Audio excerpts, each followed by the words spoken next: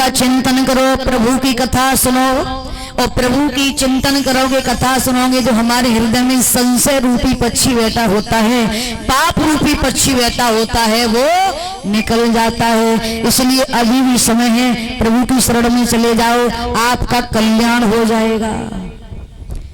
वसुदेव जी ने समझाया, पर लेकिन कंस कहाँ मानने वाला था। कंस दुराचारी था, राक्षस की प्रवृत्ति का था। कंस कहने लगा, वसुदेव जी, अरे तो क्या हुआ, मेरे काल ने ब्रजभूमि में जन्म ले लिया तो क्या हुआ, मैं उसे वहां पर भी नहीं छोड़ूंगा। कंस ने क्या किया कि देवकी वसुदेव को द्वारा से जेल में डाल दिया।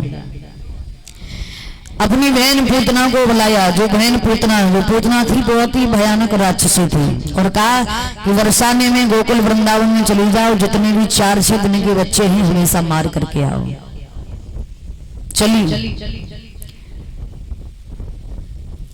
यशोदा मैया के दरवाजे पे पहुंची, कहा मैया दरवाजा खोलो, मैं बहुत दूर से आई हूँ। बहुत सुंदर सी गोपी का रूप धार के गन के गई थी। सोचने लगी, इस रूप में जाऊंगी, अपने भयानक रूप में जाऊंगी तो कोई मुझे गोकुल में घुसने भी नहीं देगा। गोपी बन के गई। यशोदा मैया ने देखा कि मेरे लाला के दर्शन करने के लिए आई है। पूछा कहाँ से आई हूँ, बोली मैं मथुरा से आई हूँ। जब मैंने सुना कि तेरे यहाँ एक लाला ने जन्म लियो है तो मैं तेरे लाला के दर्शन करने के लिए आई हूँ।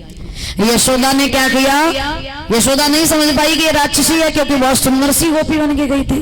गोपी को अंदर बुला लिया, कन्हैया पालना में खेल रहे थे। उसी समय मेरे प्रेमी भक्तों कन्हैया को उठाया, यशोदा मैया ने उस गोपी को दे दिया। कुछ समय तक तो बैठी रही। यशोदा मैया सोचने लगी, ये तो बैठी है, ऐसा करती हूँ कि तब तक मैं कुछ काम निपटा लेती हूँ। मैया काम में लग गई। वो पूतना क्या करती है कि चुपके से जब देखा कि यशोदा काम में लग गई, कन्हैया को लिया और चुपके से उस गोकुल के बाहर जाने लगी। गोकुल के बाहर एक जंगल था, जंगल में जाके पहुंच गई। जब जंगल में जाके पहुंची और जो अपने स्तनों पे जहर लगाए थी, स्तन पान कराने लगी है प्रभु को। प्रभु हंस गए, मुस्कुराए, वाह हमसे छल कर रही है, हम भला क्या नहीं जानते हैं कि तन की जाने मन की जाने चित्त की जाने चोरी, और यूं हर से कहा छिपो जिनके हाथ में जीवन डोरी। सारे संसार की जीवन की डोरी है प्रभु के हाथ में। उन्हीं परमपिता परमेश्वर से छल कर रही है। जब अपने जहर वाली स्तन पान कराने लगी, दुग्ध पान कराने लगी, तो पहले तो प्रभु बड़े प्रेम से पान कर रहे हैं।